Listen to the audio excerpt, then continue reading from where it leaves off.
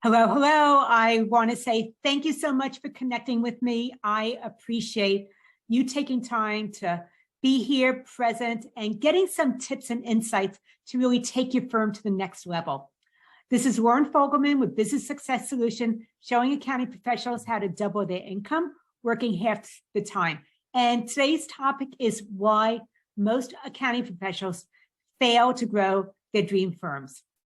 And I want to first have you think about, you have an important meeting to go to. You know that this is going to be a great opportunity. And you just happen to get vague directions about where that meeting is and maybe an idea as to what time, but nothing specific. All you know is it's somewhere in the city, it's a tall office building, and it's on a busy street.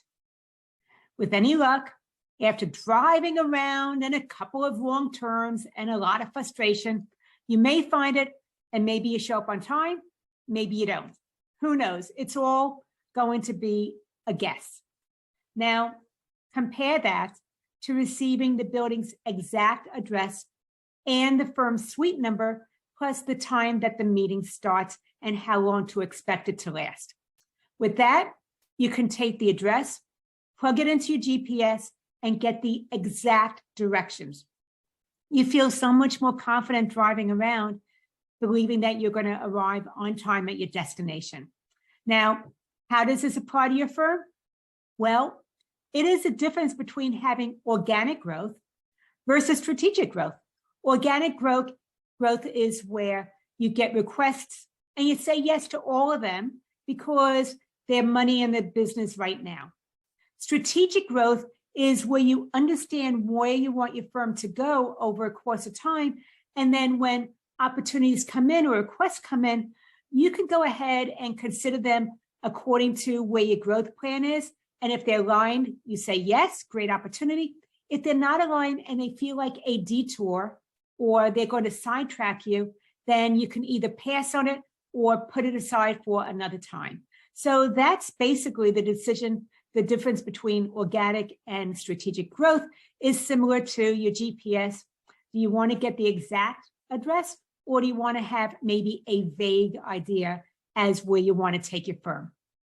Now that you know that, one of the things to think about when you're looking at strategic growth is what I call a strategic plan.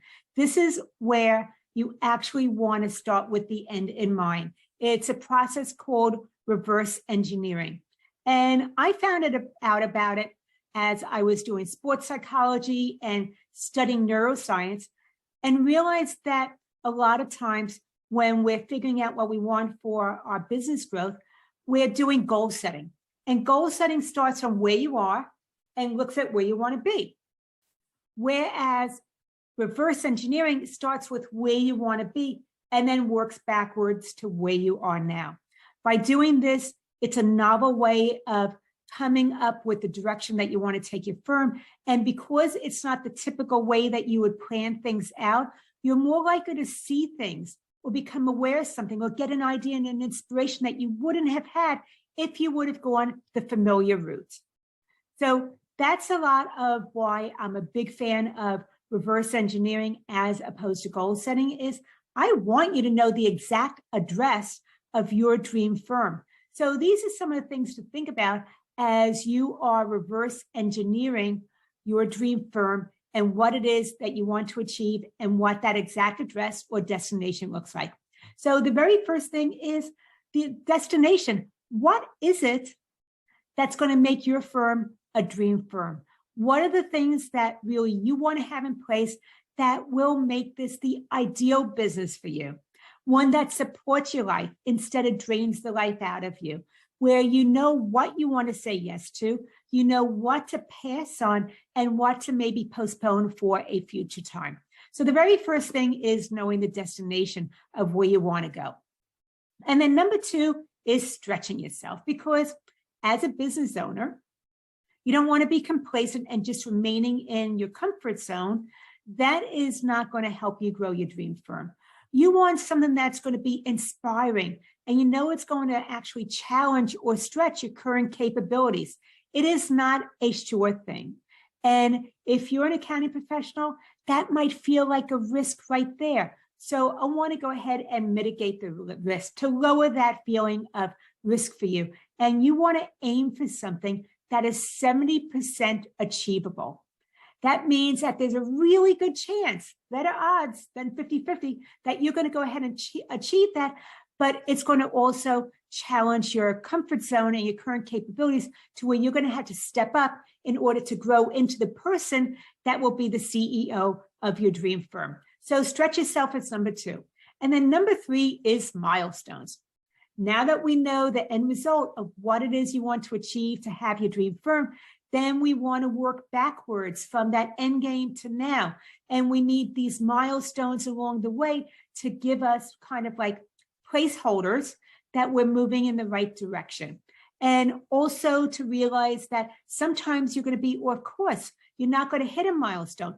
And what do you need to course correct to be able to be back on your path again? So milestones let you know if you're actually en route to having a dream firm, or maybe you got sidetracked and we need to readjust and get you back on your course again. Number 4 is resources. These are things to consider as you're working towards a specific milestone. And some of the things to consider are people, places, and processes. Some people and places, let me back up. Some people are going to move you forward. Some people actually hold you back and drag you down. That's the same for places. Some places are going to really be aligned with where you want to go. And some places might not be the best fit for what it is that you aim to achieve. And then the processes.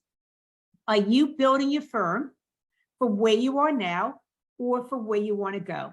And what are the things that you need to have in place to really help you step up and achieve that long-term milestone that you want for yourself? So people, places, and processes are some things you want to consider when we're talking about resources. And then number 5 is strengths-based. This is where I want you to focus on your core strengths, what it is that people really see as the high value of what your firm offers, the things that you do that's different than others doing something similar, and to do more of the strengths and what's good and of value to your clients, and to stop wasting the attempt to go ahead and strengthen the weak areas. Because if you focus too much on the weak points, then you might actually waste time and lose some key opportunities. So instead of thinking that you need to be good at all things for all people, I want you to really focus on those pinpointed things that are going to help you to achieve that milestone that's based on your strengths, and the things that are weak areas, either you don't offer them, or maybe you have someone else that does them in your firm that is much better at it and better suited at it than you are. But really, you want to focus on the core strengths and do more of what's going really, really well. So those are some of the things to think about as you're on the path to your dream firm. It is an evolution. It is something that gives you that end game of what it is that you want to achieve. It is a path, and as with most paths, it has some turns and winds in it. It's not necessarily straight and narrow, but it is definitely an evolution. And by having that end game, you're more likely to achieve what you want by reverse engineering. That means knowing the destination, stretching yourself, having some milestones, knowing about resources, and being strength-based. If this is something that appeals to you and you want to make your next year your best year ever, then go ahead and check out my virtual strategic planning retreat that I have coming up. It is at businesssuccesssolution.com/retreat. I'll put that down below, businesssuccesssolution.com/retreat. It is an opportunity to really get dialed in, focus on your business and what it is that you want to achieve, having that solid plan to be able to grow your dream firm.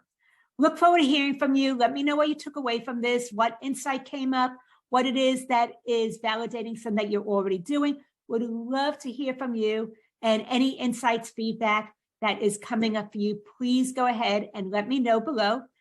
Once again, let me know what resonated with you, what it is that you want more of. And if this feels like it's aligned with what you do, then consider the virtual strategic planning retreat. It's at businesssuccesssolution.com/retreat. Loren Fogelman, showing accounting professionals how to double their income working half the time.